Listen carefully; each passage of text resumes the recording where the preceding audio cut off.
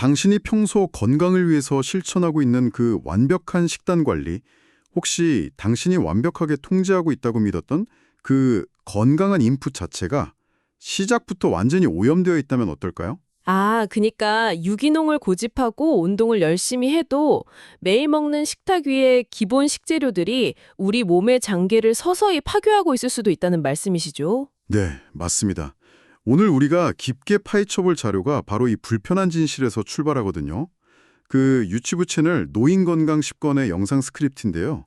네. 이게 60세 이후에 절대 입에 대면 안 되는 이른바 최악의 수입 식품 9가지에 대해서 아주 구체적이고 충격적인 경고를 담고 있습니다. 사실 우리가 정보의 홍수 속에서 살다 보니까 매일같이 이거 먹지 마라, 저거 먹지 마라 이런 경고성 컨텐츠를 정말 많이 접하잖아요. 그렇죠. 피곤하죠, 약간. 네, 그럴 때마다 공포심에 휩싸이거나 반대로 아예 무감각해지기 십상인데 오늘 이 자료가 제기하는 문제는 단순히 겁을 주기 위한 게 아닙니다. 네. 우리 몸의 대사 과정이랑 그 화학물질이 어떻게 충돌하는지 아주 명확한 인과관계를 짚어내고 있거든요. 그래서 오늘 우리의 미션은 명확합니다.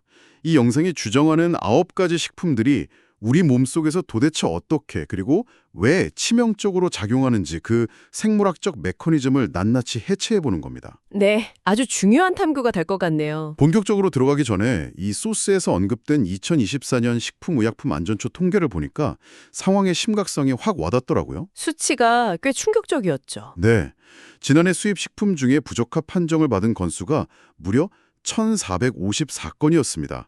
그중 42%가 중국산이었고요. 근데 제가 제일 놀란 건 네. 식품 첨가물 위반 사례가 전년 대비 무려 51.5%나 진짜 폭발적으로 급증했다는 거예요. 1년 만에 첨가물 위반이 50% 이상 늘었다는 건 이게 단순한 일시적 현상이 아니라는 거거든요. 그렇죠.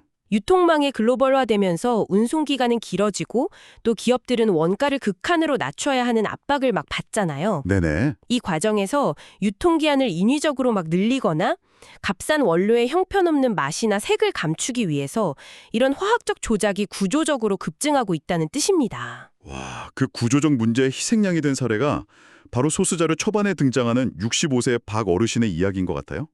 네. 그 사연 정말 안타까웠습니다. 이분이 평생 술, 담배도 입에 대지 않으셨대요. 육류 대신에 채식 위주로 식단 관리를 철저히 하셨는데 어느 날 얼굴이 막 흑빛으로 변하고 소변에 거품이 심하게 일어서 병원을 가보신 거죠? 침보전증 3단계의 진단을 받으셨죠. 네, 맞아요. 도대체 원인이 뭘까 역추적을 해보니까 다름 아닌 평소에 매일 건강식이라 믿고 챙겨 드셨던 저렴한 수입 식재료들이 문제였다는 겁니다. 네. 도대체 주방에서 무슨 일이 벌어지고 있었던 걸까요? 우리가 매일 먹는 가장 기본적인 식재료, 간장 이야기부터 한번 풀어보죠. 네. 간장 중요하죠. 자료에 따르면 마트에서 흔히 볼 수 있는 산분해 간장, 그러니까 혼합 간장을 극도로 경계하라고 합니다. 우리가 아는 전통 간장은 콩을 미생물로 아주 오랜 시간 발효시켜서 아미노산을 얻어내는 방식이잖아요. 그렇죠. 장독대에서 막 숙성을 시키고. 맞습니다. 하지만 현대 대량 생산 시스템에서는 그 긴 시간을 기다려주지 않거든요. 그래서 콩에서 기름을 짜내고 남은 탈취대두에다가 식용 염산을 그냥 부어버립니다. 잠깐만요. 염산이요? 그 화장실 청소나 공장 시설 세척할 때 쓰는 그 염산 말씀하시는 거예요? 네, 물론 식용 등급이긴 하지만 어쨌든 아주 강한 산성 물질로 단백질이 화학적으로 강제 분해해버리는 겁니다. 이렇게 하면 이틀 만에 간장 비슷한 액체가 뚝딱 완성되죠. 와, 아무리 식용이라지만 강산을 써서 억지로 녹여낸다는 게 진짜 충격적이네요. 이 공법 자체가 우리 몸에 구체적으로 어떤 문제를 일으키는 건가요? 화학적 분해 과정 자체에서 나오는 부산물이 문제입니다. 탈취대두에 미량 남아있는 지방 성분이 염산과 고열해서 반응하면서 3-MCPD라는 염소 화합물 불순물이 만들어지거든요. 3-MCPD요? 뭔가 이름부터 독성 물질 같은데요. 네, 국제암연구소에서 발암 가능 물질로 분류한 독성 물질입니다. 자료에 언급된 동물 실험 결과를 보면 더 심각해요. 어떤 결과가 있었죠? 이 3-MCPD를 쥐에게 지속적으로 투여했을 때 신장이 파괴되고 수컷 쥐의 고환이 수축하는 등 생식 기능에 치명적인 손상이 발생했습니다. 세상에, 고환이 수축한다고요? 네, 인체의 신장에는 노폐물을 걸러내는 사구체라는 미세 혈관 뭉치가 있거든요. 근데 매일 섭취하는 간장을 통해서 이 화학 부산물이 계속 들어오면 사고체의 그 미세한 필터망이 물리적, 화학적으로 계속 찢기고 망가지게 되는 겁니다. 아니, 염산으로 단백질을 녹여 만든 액체에 발암 가능 물질까지 들어있는데 이걸 간장이라고 부를 수 있는 건지 진짜 의문이네요. 그렇죠. 소스 자료를 보면 그 법적인 허점도 날카롭게 지적하고 있잖아요. 화학적으로 만든 이 3분의 간장이 99%고 전통 발효 간장이 단 1%만, 진짜 딱 1%만 들어가도 합법적으로 혼합 간장이라는 이름표를 달 수 있다고요. 네, 맞습니다. 이건 소비자 기만 아닌가요? 마치 과즙 1%에 설탕물 99%를 섞어놓고 과일 주스라고 파는 합법적인 속임수랑 다를 바가 없잖아요. 아주 정확한 비유입니다. 법적인 기준치나 명칭이 식품의 절대적인 안전성이나 건강함을 완벽하게 담보하지는 않는다는 아주 치명적인 맹점을 잘 짚어주셨어요. 기업들은 그저 합법의 테두리 안에서 원가를 최소화할 뿐이니까요. 진짜 밥상의 기초가 흔들리는 느낌인데 쌀과 김치도 예외가 아닙니다. 네, 매일 먹는 주식들이죠. 특히 건강을 생각해서 일부러 막 찾아먹는 저가형 수입 현미에서 비소랑 카드뮴, 납 같은 중금속이 검출될 위험이 높다고 자료는 경고합니다. 네. 아니, 비소는 우리 옛날 사극에서 보던 사약의 주성분 중 하나잖아요. 왜 하필 건강식인 현미가 더 위험하다는 걸까요? 그건 벼의 생물학적 특성하고 도정 과종의 차이 때문인데요. 벼는 기본적으로 논에 물을 가둬놓고 키우는 작물이잖아요. 그래서 토양과 물을 마치 스펀지처럼 쫙쫙 빨아들입니다. 아, 주변 환경을 그대로 흡수하는군요. 맞습니다. 만약 그 지역의 토양이나 농업 용수가 중금속에 이미 오염되어 있다면 벼는 그 독성을 고스란히 다 흡수하게 되죠. 여기서 중요한 건 이 중금속이 주로 쌀 아래 겉껍질, 즉 미강과 쌀론에 농축된다는 사실입니다. 아, 백미는 그 껍질을 다 깎아내서 먹는 거니까 괜찮은데 현미는 영양분을 온전히 먹겠다고 우리가 껍질째 씹어 먹는 거잖아요. 정확합니다. 오염된 토양에서 자란 저가의 수입산 벼라면 현미로 먹을 때 그 껍질에 농축된 비소나 카드뮴을 우리가 통째로 씹어 삼키는 셈이 되는 거죠. 영양분을 먹으려다 오히려 중금속을 농축해서 먹게 된다니 정말 아이러니하네요. 네, 씁쓸한 현실이죠. 이어서 김치 문제는 더 교묘하더라고요. 수입 중국산 김치의 85%에 아스파탐이라는 인공 감미료가 들어간다고 합니다. 어마어마한 수치죠. 이게 설탕의 200배 단맛에 내는 성분인데 김치에 도대체 왜 이런 엄청난 감미료를 쏟아붓는 겁니까? 달콤한 김치도 이상하잖아요.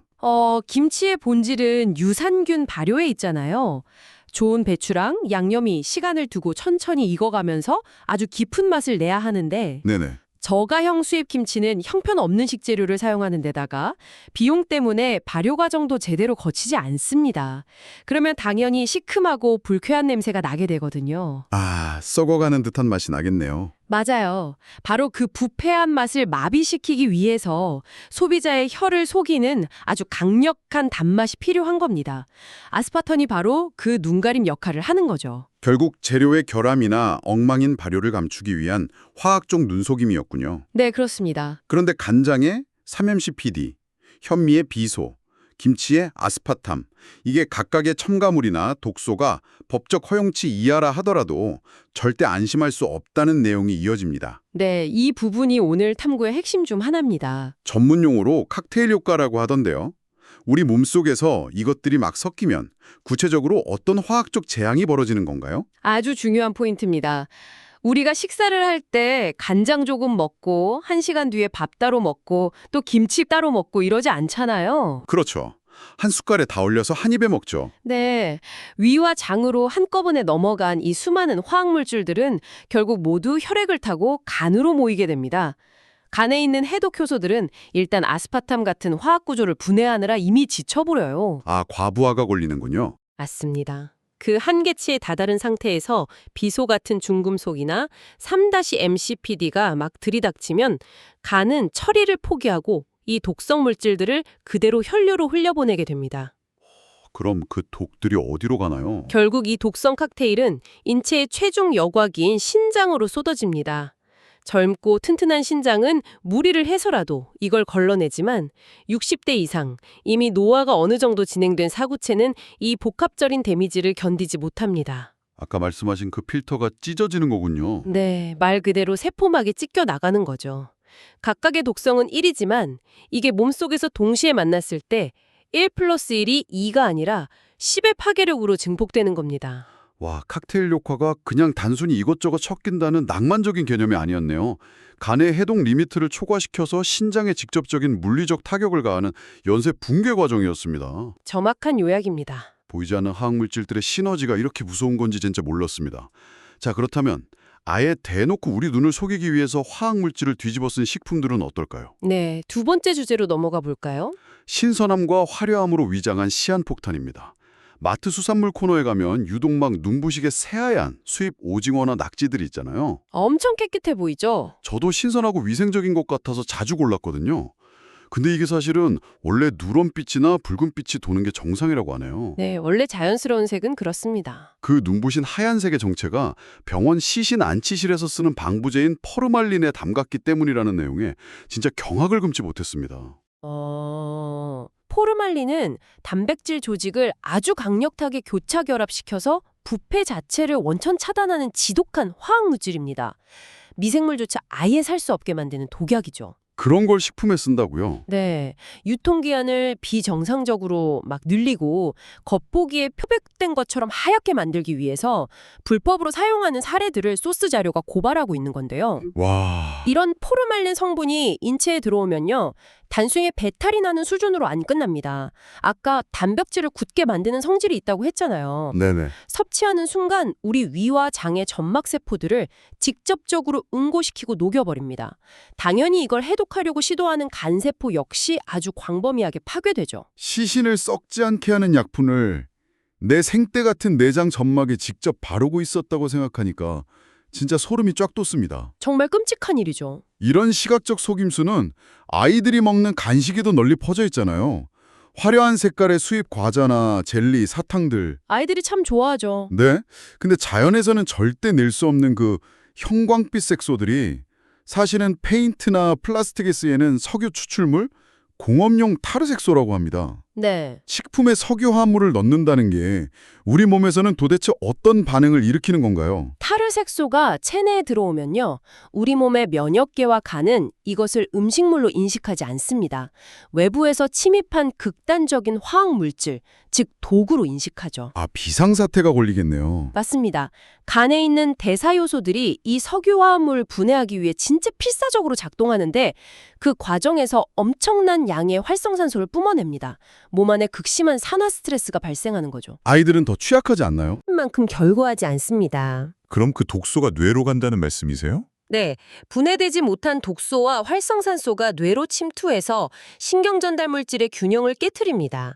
이로 인해서 산만함, 과잉 행동, 주의력 결핍 같은 신경계 교란 증상을 유발할 수 있다는 거죠. 와, 예쁜 색깔로 아이들 시선을 끌어놓고 그 대가로 아이들의 뇌신경을 석유 화학물질로 공격하고 있었던 거네요. 네, 시각적인 유혹의 대가가 너무 크죠. 그런데 이어지는 대형 수입 생선에 대한 경고는 사실 좀 혼란스러워요.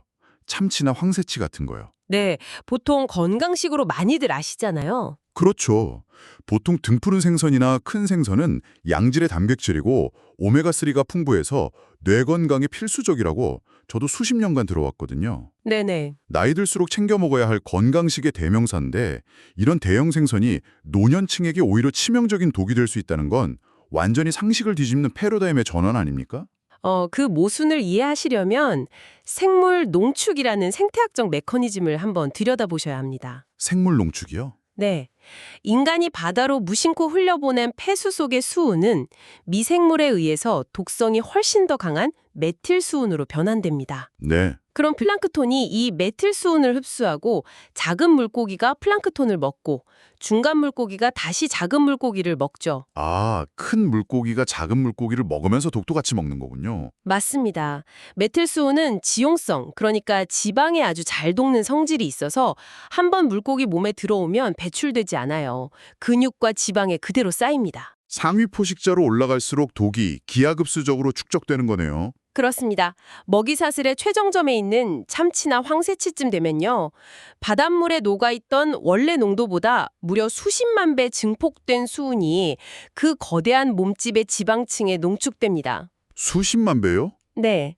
오메가3라는 그 건강한 지방산 바로 옆에 수십만 배 농축된 신경독소가 나란히 자리 잡고 있는 것이죠. 와, 상상도 못했네요. 이 메틸수온이 인체에 들어오면 뇌신경을 둘러싸고 있는 보호막, 즉 수초를 직접 파괴합니다. 60대 이상은 이미 뇌세포의 자연적인 회복 능력이 많이 떨어져 있는 상태잖아요. 그렇죠.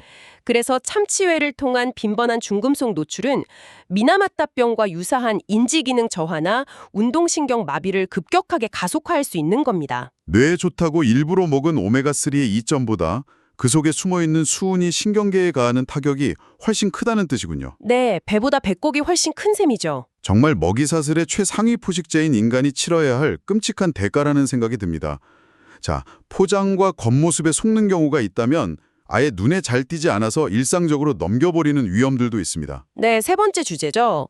수입산 고춧가루나 마늘 겉에 묻어있는 하얀 가루 보신 적 있죠? 네, 흔히 볼 수 있죠. 우리는 당연히 흙먼지나 건조 과정에서 생긴 가루라고 생각하고 넘기잖아요.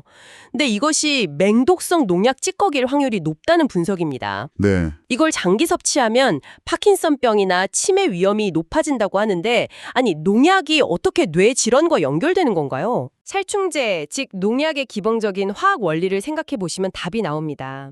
많은 살충제가 벌레의 신경계에서 신호 전달을 끊어버리거나 과도하게 자극해서 마비시켜 죽이는 방식이거든요. 신경계를 교란하는군요. 네, 아세틸콜린에스테라제 같은 효소의 작용을 억제하는 방식으로 작동하죠.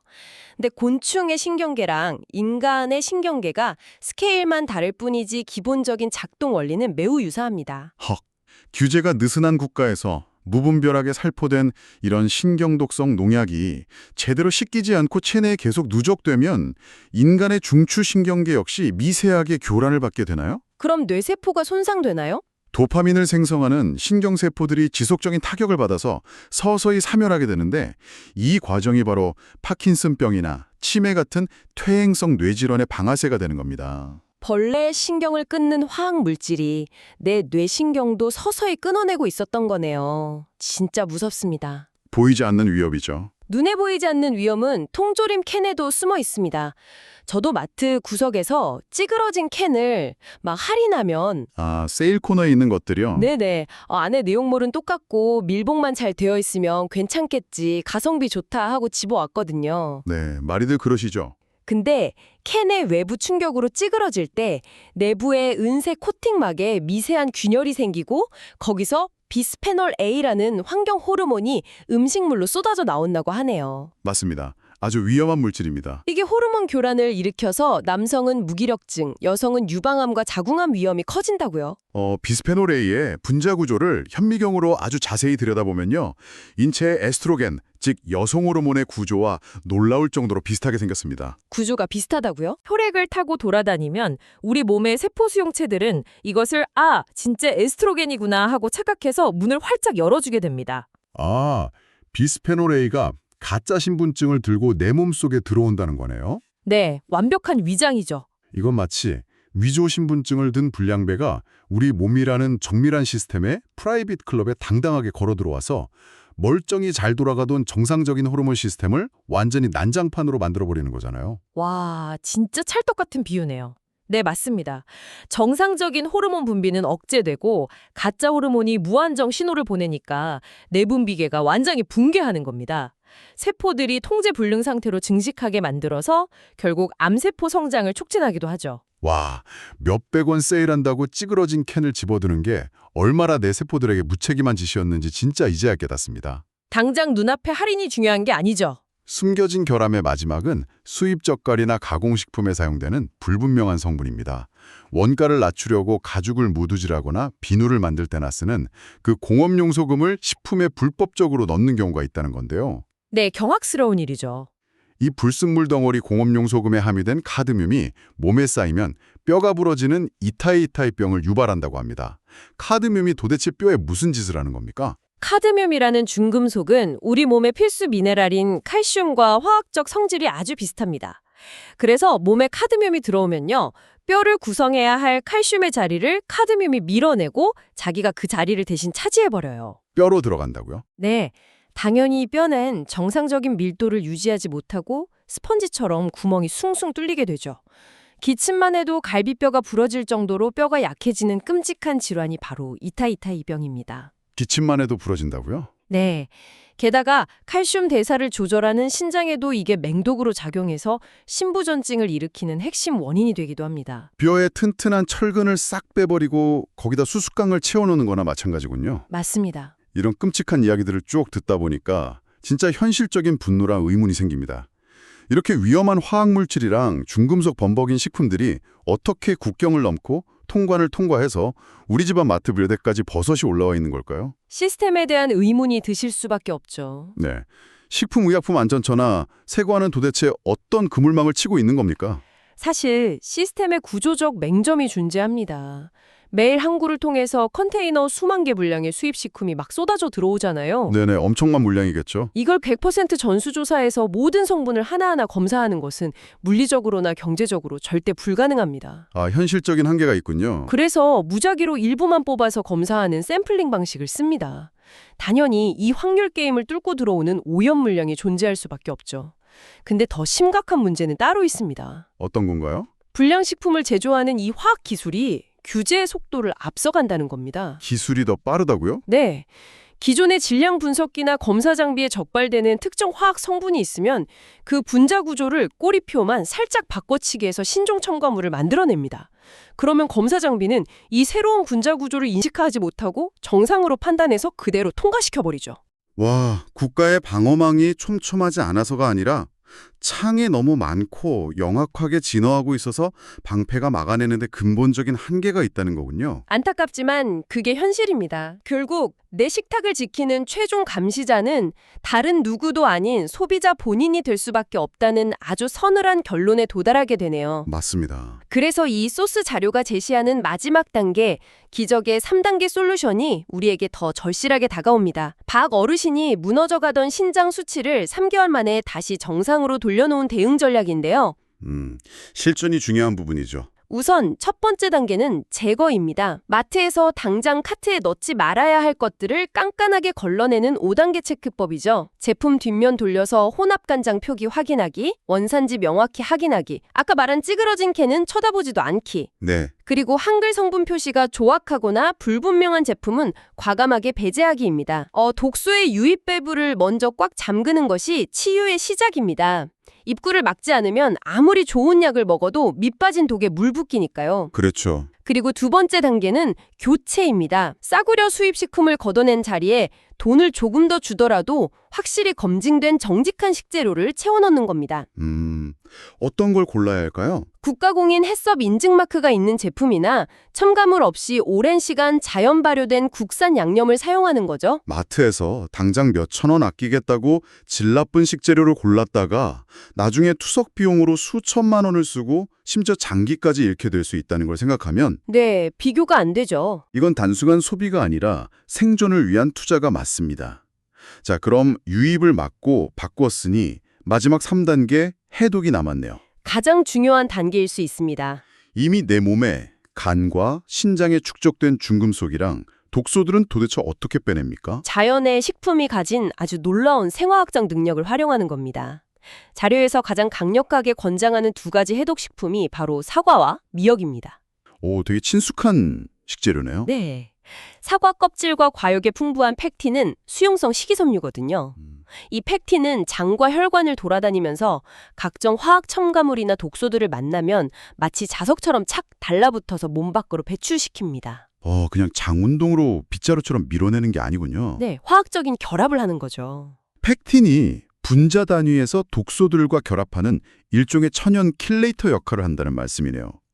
중금속 이온들을 자기 구조 안에 단단히 가둬서 꼼짝 못하게 만든 다음에 네네. 소화기관을 거쳐 나갈 때 장 점막이 그 독소들을 다시 재흡수하지 못하게 그냥 그대로 몸 밖으로 끌고 나가는 거잖아요. 정확한 이해입니다. 이온 결합을 통해서 중금속의 재흡수를 원천적으로 차단해버리는 거죠. 해조류도 마찬가지 원리입니다. 미역은 어떤가요? 미역이나 다시마 겉의 표면을 미끌미끌하게 만드는 알긴산이라는 성분 아시죠? 네, 그 끈적거리는 거요. 이 알긴산 역시 아주 강력한 음전하를 띠고 있습니다.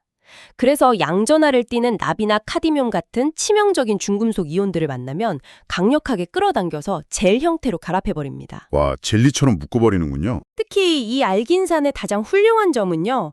이미 망가져가는 신장 필터에 물리적인 부담을 주지 않으면서도 아주 부드럽고 안전하게 체내의 독을 외부로 견인해낸다는 동입니다. 사과와 미역이 내 몸속에서 돌아가는 아주 정교한 화학적 디톡스 공장이었다니 놀랍습니다. 이 모든 과정을 종합해보니까 진짜 하나의 큰 그림이 그려지네요. 어떤 그림이 그려지시나요? 단순히 수입산은 나쁘고 국산이 무조건 최고다라는 맹목적인 애국 마케팅이 아니었어요. 그렇죠. 본질은 그게 아닙니다. 젊고 건강할 때는 우리 몸 자체에 간이라는 해독 공장, 신장이라는 정수 필터가 워낙 쌩쌩하니까 이런 화학물질들을 어떻게든 무리해서 처리해냈지만 네네. 60대가 넘어가면서 이 내부 장기들의 처리 용량이 한계치에 다다른다는 거죠. 그러니 이제는 우리가 마트에서 성분표를 깐깐하게 따지고 식재료를 꼼꼼히 선별함으로써 내 몸 밖에서 1차 외부 필터 역할을 능동적으로 해줘야 한다는 깊은 의미였군요. 네, 우리 몸의 세포가 가진 복원력은 정말 상상을 초월하거든요. 한번 망가진 사구체나 간세포는 끝이라고들 하지만 매일같이 계속해서 독을 부어넣으면서 회복되기를 바라는 건 애초에 모순이잖아요. 그렇죠. 불에다 기름을 부으면서 불 꺼지길 바라는 격이죠. 맞습니다. 그래서 독소의 공급을 완벽하게 차단하고 방금 말씀하신 펙틴과 알긴산 같은 자연의 킬레이트제로 체내 환경을 깨끗하게 비워주면 네. 세포 스스로 염증을 가라앉히고 다시 본래의 기능을 회복할 수 있습니다. 박어르신의 기적 같은 회복이 바로 그 생물학적 증거인 셈이죠. 오늘 우리는 노인 건강습관 채널의 강력한 경고를 통해서 우리 식탁의 뒷면을 진짜 현미경으로 들여다보았습니다. 염산으로 녹여서 발암 가능 물질이 생성된 산분해 간장, 비소를 먹으면 저가 현미, 아스파탐으로 부패를 가린 김치, 여기서 발생하는 치명적인 칵테일 효과, 네. 그리고 푸르말린 오징어와 석유에서 추출한 타르색소 과자, 수십만 배의 수은이 농축된 침치가 어떻게 우리의 뇌신경과 간을 파괴하는지 그 끔찍한 메커니즘을 확인했습니다. 정말 많은 내용이었죠. 눈에 보이지 않는 농약 채소와 에스트로겐을 흉내내는 비스페놀 통조림, 뼈를 부수는 카드뮴, 공업용 소금까지 이 9가지 시한폭탄의 실체를 명확히 인지하고 나니까 주방에서는 마음가짐이 완전히 달라지게 됩니다. 현대의학이 아무리 발달했다고는 하지만 병원은 결국 세포가 이미 다 망가지고 질병이 발현된 후에야 메스를 들이댈 수 있잖아요. 네, 소 잃고 외양간 고치는 격이죠. 그래서 진정한 의미의 예방, 내 몸을 지키는 최전선의 방어선은 의사의 진료실이 아니라 바로 당신이 서 있는 주방의 도마 위라는 사실을 꼭 기억하셨으면 좋겠습니다. 오늘 자료를 깊이 파헤치면서 제 머릿속을 아주 강렬하게 맴려는 질문이 하나 있습니다. 지금 듣고 계신 여러분도 한번 같이 고민해 보시면 좋을 것 같은데요. 어떤 질문이죠? 극한으로 효율화된 글로벌 유통망 덕분에 우리는 지구 반대편에서 온 먹거리를 정말 말도 안 되게 저렴하고 편리하게 식탁에 올릴 수 있게 되었습니다. 하지만 앞서 살펴본 것처럼 샘플링 검사의 사각지대를 영악하게 파고드는 교묘한 화학물질들과 먹이사슬을 타고 증폭된 중금속의 위협을 고려해 본다면 어떨까요? 과연 우리가 마트 매대에서 누리는 이 값싼 밥상이 주는 편리함은 인류의 기술적 축복일까요? 아니면 급격히 늘어나는 노령화 사회가 결국엔 막대한 병원비와 장기 손상이라는 형태로 어쩔 수 없이 치러야만 하는 보이지 않는 생물학적 세금일까요? 와, 생물학적 세금이라는 말이 참 무겁게 다가오네요. 네. 오늘 저녁 당신의 냉장고 문을 열고 내용물을 하나하나 살펴보시면서 이 질문에 대한 당신만의 답을 찾아보시기 바랍니다.